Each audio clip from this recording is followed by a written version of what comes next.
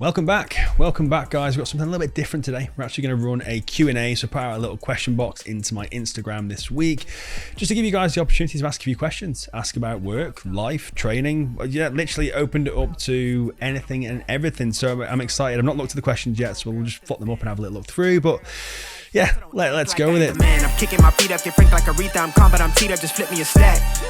The re-up just doubled up off of the muscle, I stuck to the task. They see me, I'm troubled, I'm bubbling up till it's stuck, and they want me to stay where I'm at. I'm good everywhere that I'm stepping, my presence is crucial. You know that this shit I don't care. First one, most embarrassing thing to happen to you in the gym. Let's go straight for the jugular. So I've got a couple. One's PG, maybe one's not so much. So I remember during lockdown, rightly or wrongly, we were in training and I was using the row machine, I was rowing, and then the cable snapped and I actually fell off the back, and I actually requested to watch the CCTV camera back, which was, that was slightly embarrassing. It was only me and Lawrence, it wasn't too bad. More embarrassing was I actually shit myself deadlifting. I don't know, shit myself is extreme. Listen, it's just use your imagination. It wasn't the full shebang, but it probably wasn't far off. There was definitely a check afterwards for sure. So that is embarrassing. Fuck, can I start with that? Do you ever think, a little bit deeper, a little bit more serious about fucking shitting myself, but do you ever think about giving up everything? No, not right now. So I'm very extreme with the way that I am in terms of I'll throw myself into anything. I'm pretty full on. You know, listen, I play golf a long while back, and I remember being in the golf shop at times when I was working, and people would come in, they'd be like, "Oh, I haven't played golf for like 5 years," and I could not fathom the idea of that with someone who was so into it.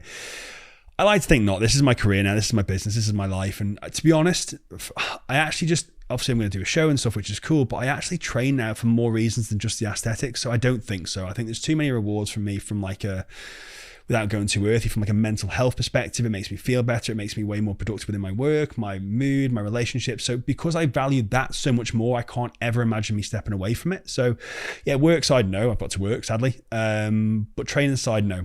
Maybe competing, I think for sure at some point I'll have to, but in terms of training, I will always train. Again, sounds crazy for the job and the sport that I do. I don't really care what I look like. I do it because it purely makes me feel better. And then if I train hard and eat all right, I'll probably look all right on the back end of it as well. So biggest aspirations in life, not gym or work. I don't know. Freedom, I think. I work and I train to be free. And that's not financial freedom, it's time. I really value time. I'm not someone who works for, I wear my own clothes. You know, I'm not someone who likes flashy things. And so my aspirations in life are to be free of time, so I live a sheltered life. I don't want to do much, but I want to spend more time with Lauren. As crazy as that sounds, not crazy, she's amazing, but you know, it might seem soppy, but that's all I want to do really. If you could give me anything in the world, it should be a bit of time off my phone, which would be nice. Yeah, so that is the aspiration in life, is to not sit on my phone 24/7 and work. Hardest thing about prep. So for me, I actually love prep, and that sounds like I actually really enjoy prep because it makes my life way more productive. It makes it way more efficient and better at work. The one thing that suffers for me the most, and this is the thing I dislike the most, is my emotional numbness that I get towards the back end of the prep. So, and that's towards people. So to be honest, I really struggle with sleep towards the back end. So the food side of stuff, I've dieted forever, so I kind of don't mind. I don't mind being hungry. I'm very used to it. But I struggle with sleep towards the back end. That makes me cranky to say the least. But I just really struggle with I become emotionally numb to situations. I've done preps, I've been in preps where things that really don't matter to me at that time. I become very, very, I'm not present. So I'm very self-centered, and that's for me is the hardest thing. Because then when I take a step back at times during even when I'm in that zone, I can take a step back at times and from a different perspective and think, fuck, I need to be more present in situations. But obviously during that time when I'm not, I can't help it. So yeah, I become emotionally numb to stuff. If someone tells me they're poorly or they tell me something, it sounds bad, I don't care. And that is hard for me because I'm a caring person. I love my family and I love my friends and I love Lauren, and sadly that side of things shifts me. So that I don't enjoy. But I'm very, very lucky to have the support circle that I do, and they understand that during the process of me prepping that I'm probably going to be a little bit distant, and it's not personal and it's not whatever. Rightly or wrongly, they're super good, and I'm lucky to have that kind of support, which is great. Top 5 things you couldn't live without. With work, my phone, Wi-Fi, no. Honestly, some form of exercise, not because I'm a diehard gym goer. mentally gives me peace. I enjoy it. It makes me feel better about myself. Lauren has to be. My family says 3. I rely on them so much just for everything, really. Not even like relying on them as a crutch as I need them, as like I love having them there. I'm very much into my family, so that's really important. So yeah, obviously my phone. Saying that, I'd love to live without my phone. I'm going to waffle here, I think. I'm going to try not to. I'd love to be without my phone. There's nothing would make me happy to go and live in the jungle with Lauren, my family. Food, I love food. I'm a foodie, so pizzas, burgers. I'm going to find it struggle. I'm going to find it hard to get 5. So family and food and a gym. There's 4. Family, Lauren, food and a gym. That'll do. Why did you decide to prep again for a show? A lot of it's purely selfish, to be honest. So the idea was not to, obviously. The idea was I was going to go into open class bodybuilding. The amount of weight I was putting on and having to put on, Lauren even said to me, listen, so it was great being in the gym for 2 hours a day, being the biggest and strongest I've ever been, felt amazing. She said that I've never seen you so unhappy and so uncomfortable outside of that, which, listen, is part of the process. If you have to get comfortable being uncomfortable, I get that. But do you know what? Like, my values changed towards what I wanted. I'm thoroughly loving my work, the business. I'm enjoying that side of stuff. And my values towards that side of stuff had just started to take over. Again, I'm very obsessive, so that was taken over. The gym side of stuff was becoming uncomfortable for what reason? Was I going to get back on stage? I didn't know. And from a health perspective, I wasn't comfortable continuing to push. And to be honest, the big question was, am I going to be Mr. Olympia? Sadly not. Genetically, unfortunately, the sport plays a huge role. I like to think I work pretty hard. I like to think I tick all the boxes. And by now, I would know if I was going to make it to pro. And sadly, I'm not. I try very hard, which is cool. So therefore, is it worth the continuation of the risk and the weight gain, etc.? It was a conversation that I had. I felt I was at a point I was unnecessarily knocking years off my life for the sake of what? So we pulled back. So long-winded answer as always. We started to lose a bit of weight because I thought there was no point in being this heavy for the sake of no reason. Started to lose a bit of weight, started to feel way better. I was able to go out for walks with Lauren. It was nice to be able to kind of just spend some time together where I wasn't huffing and puffing and having sore backs.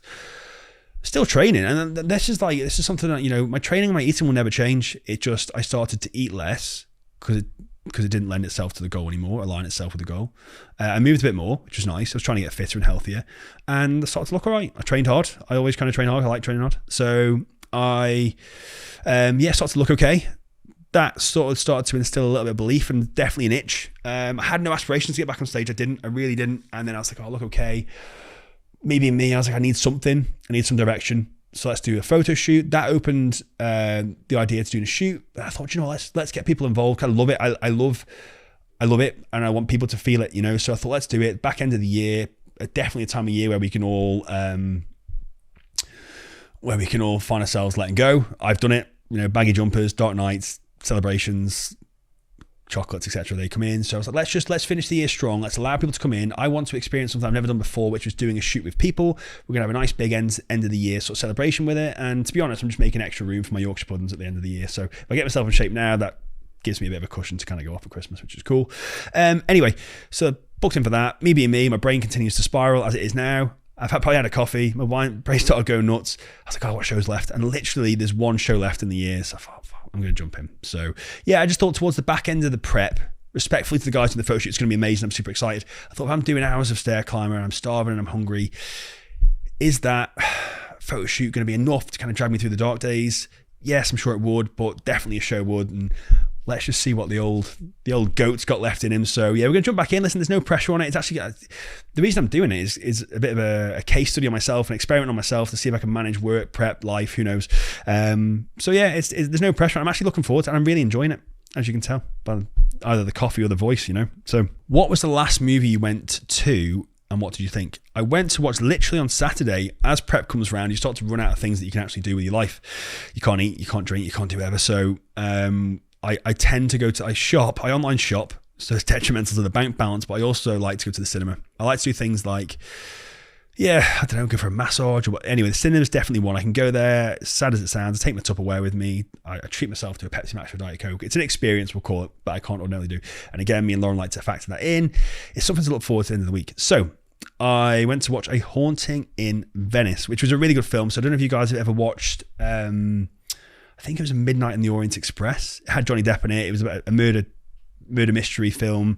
We've watched it a million times on the boat. It was a sequel to that. and the guy's called, I keep calling him Petit Pois, but I think that's peas or a yogurt, Piero or something, who knows. Anyway, he's a detective. It's amazing. It was good, and I thought a lot of it is good. I've actually been to watch a couple of films, both being kind of scary, which is definitely not up my street, but it's better than doing nothing. And yeah, no, it was good. We actually watched it locally this time. Last time we were away, we were spoilt to the recliner cinemas in the UK, which were unbelievable, and that in itself is an absolute experience. So I was super spoiled, and now I think coming back, anything less than that is poor. So yeah, film itself was good. Experience was fine. So would you rather fight 10 horse-sized horses or one duck-sized horse? Horse-sized ducks, I'm assuming that's supposed to say. I'm assuming. Imagine a massive duck. I think I could kick 10 duck-sized horses. I think I'd fight the horses, duck-sized horses. Imagine tackling a massive duck. No, I'm not going to tackle the duck. I don't know. No, they're not. I'd boot the little horses. Sorry for any animal lovers out there. I'd give them yeah, that's what I do. Are you excited for your show? What's it like on stage? I am actually really excited for my show. As prep started to go on, I started to see a physique that I'm actually happy with, which is cool for the first time in a while. I'm excited for the day, which I didn't think I would be. To be honest, the shows were never the bit I enjoyed. I thoroughly enjoy the prep.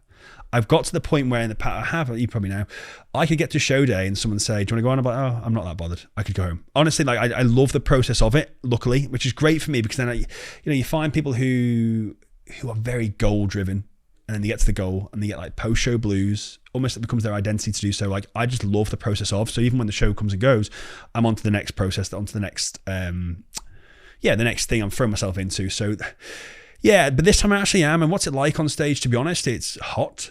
It's you can't see an awful lot.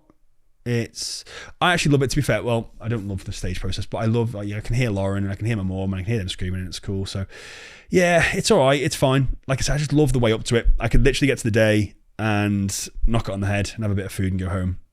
Top tips for someone who's wanting to start a comp prep or shoot prep. So I'm going to go into a comp prep. I think comp prep's a little bit more intense. I think first and foremost, you have to have your, back to the ducks in a row, or you have to have your shit together. It's not the kind of thing that you can do if the outside world is not on your side. So if your I don't know, relationships, your circle, your financial, if you're not in a position to do it, it's not a time to do it. I think people do it because they like the idea of it, because social media suggests they should do so or whatever. It's like you've got to, first and foremost, you have to want to do it and you have to do it for you. Anyone who's prepped in the past will know, or tried to prep for anything other than themselves, is going to fail miserably.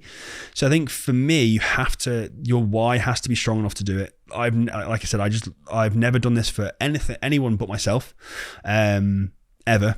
All the training that I do is not for anyone else, is to appease anyone. It has to be for me. So in the dark days when you're tired and you're grumpy, if you are doing it for someone else, you're going to fail.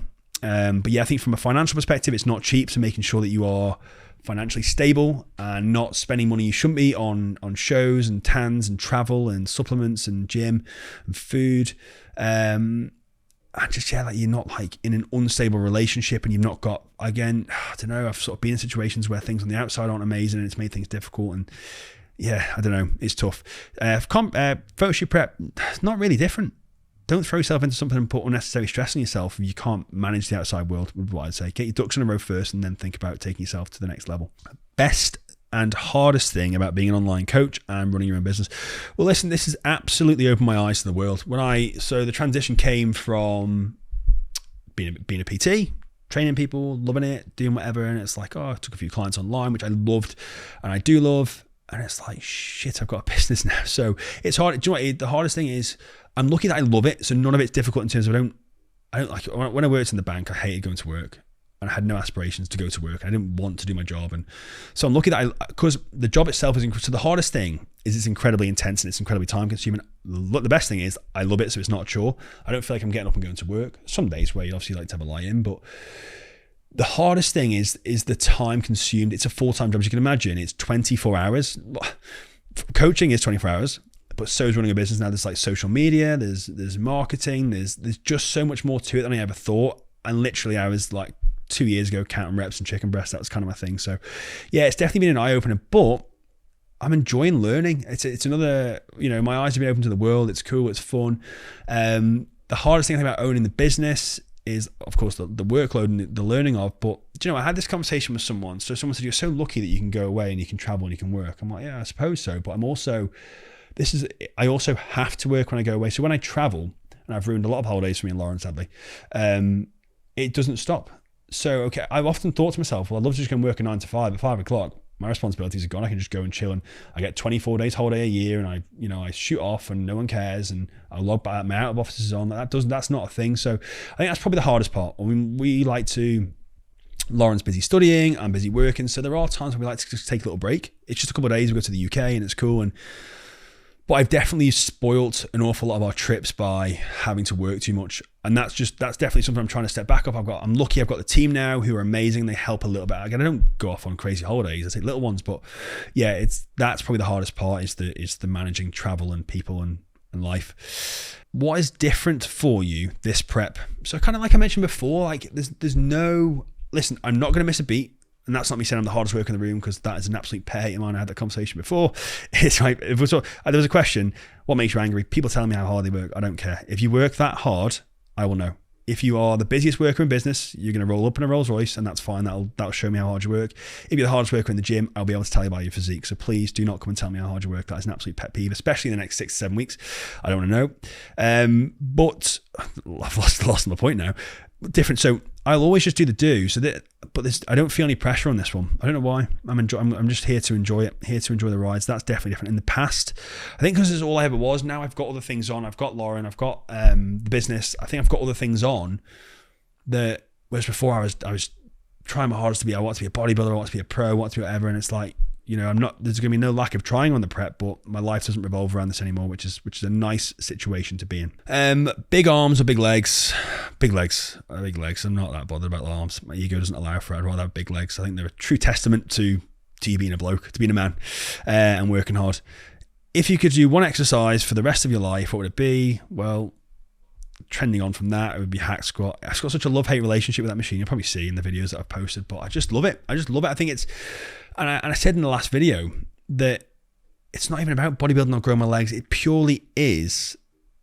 It's the absolute epiphany of life dragging you down. You having to get back up. It's such a soul-taking exercise. I just love the battle. Like I say, I don't care if it goes my legs or not. I love going in there. I love being scared of it. I love having to beat it, and I love taking it on by the horns.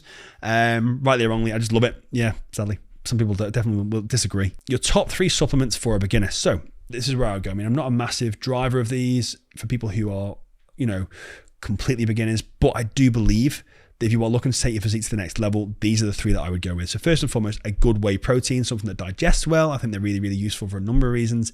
They're convenient, they're easy to drink, and again, it's an easy way to get our protein in.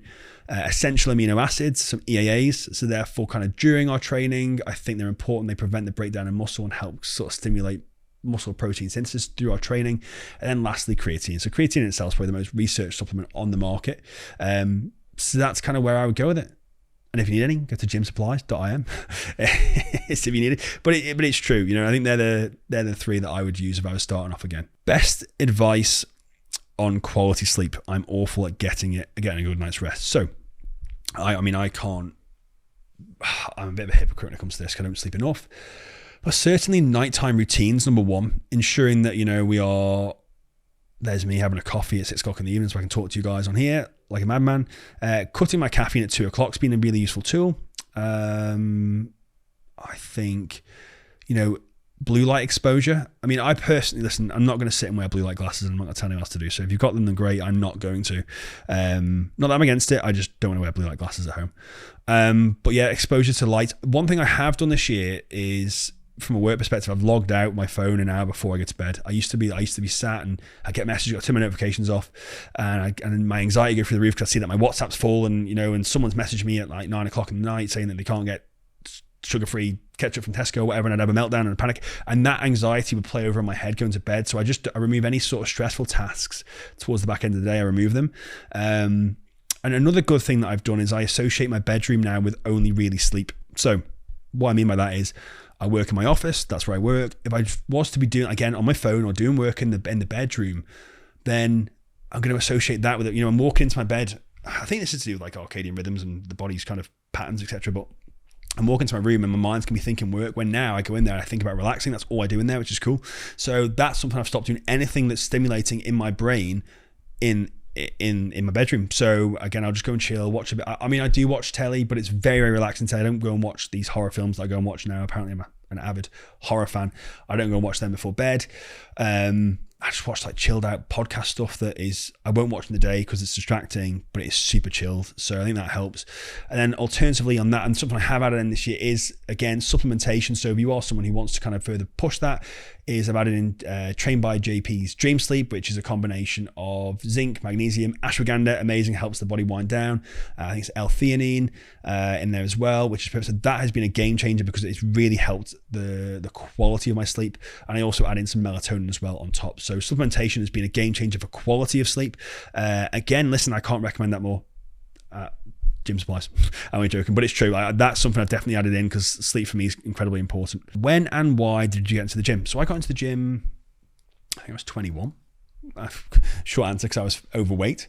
Listen, I played sports growing up. As we all do growing up, you find yourself, partying, drinking.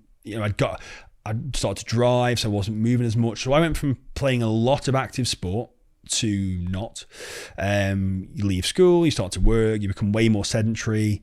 And to be honest, growing up, my eating habits were awful. So, but because I played so much sport, I got away with it. So I literally would live off as a kid, it's like smiley faces, chicken dippers, that sort of stuff. I was very, very lucky growing up, but it didn't instill the best of habits in me. Then growing up a little bit later in life, sort of late teenagers, I live off like microwave meals, Rustler's burgers, which I don't even know what they're made of now on reflection. At the time they were nice.